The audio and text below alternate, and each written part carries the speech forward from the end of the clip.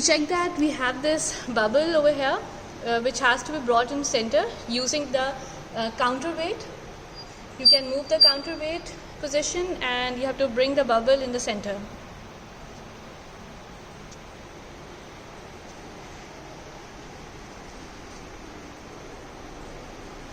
Now it has been balanced.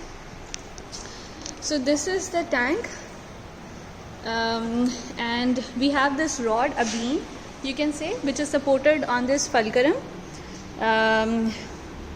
This rod, this can rotate about this point, so it is called fulcrum. On one end we have a counterweight which is used for balancing, and on the other hand we are going to apply the load to experimentally determine the hydrostatic force. I have a hook gauge over here as well to know the depth of water in the tank. So basically what we are going to do is we are going to fill this tank with water, and that water, it is going to exert pressure on this phase toroid, and eventually it will be shifted. So in order to balance that, we are going to apply weight over here.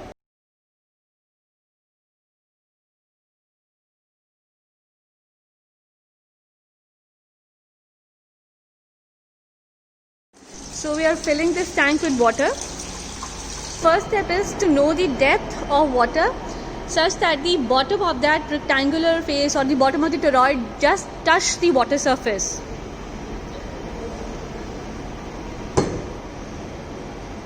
So let's fix the hook gauge to know the water depth.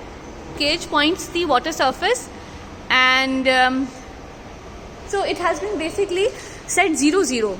So the reference for this hook gauge will be this top of the water surface when it touches the bottom of the toroid. Experiment is to apply the load and then place weight on this weighing band to know the force exerted by the water, but that is going to be difficult since we have some known amounts of weight. So what we're going to do is we're going to do it in the other way. We're going to apply the we're going to apply the weight over here, which has caused the unbalance. As you can see, there is some unbalance, and now we are going to add water to the tank and see when it gets balanced.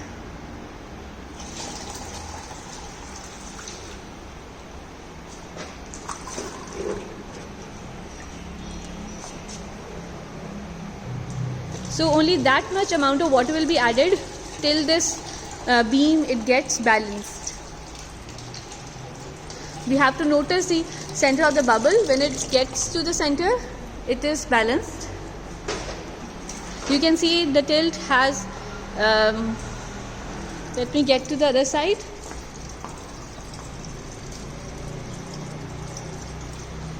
So 50 grams weight has been placed on that weighing pan. And now you can see it is balanced. So let's measure the amount of water, or you can say the depth of water which is required to get it adjusted.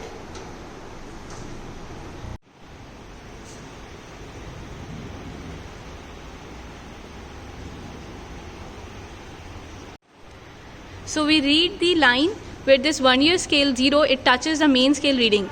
So we can see it is 47.5.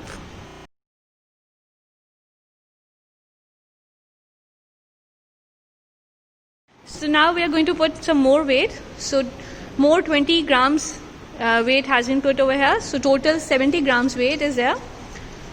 So add some more water to balance it. And now you can see it is in much better state, and the bubble is in the center.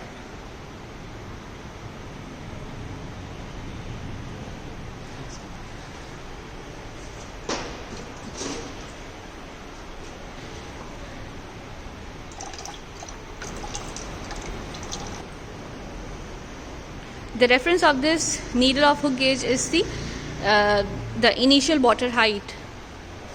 So you can see it is now the 0 is in between the 56 and 57, so it is 56.5.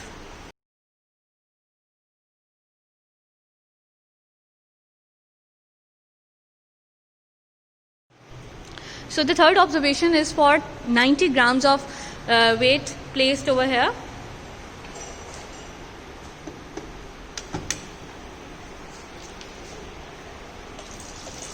So adding more water,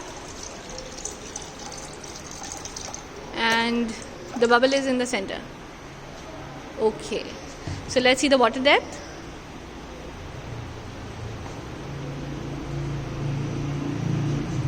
And it is 63 exactly.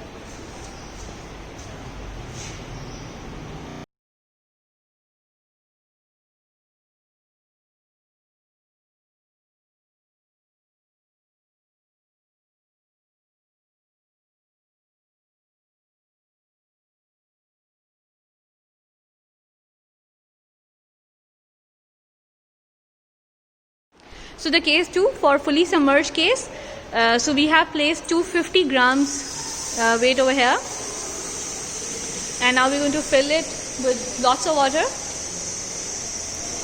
So after adding this much of water, it is still unbalanced, so we need some more water. It is still unbalanced.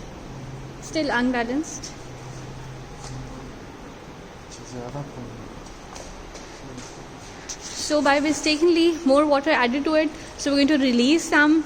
So the reading is 110 millimeters.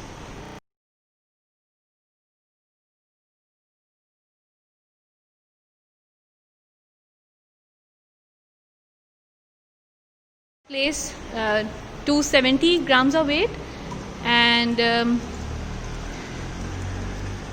let's see when it gets balanced. उधर चला गया.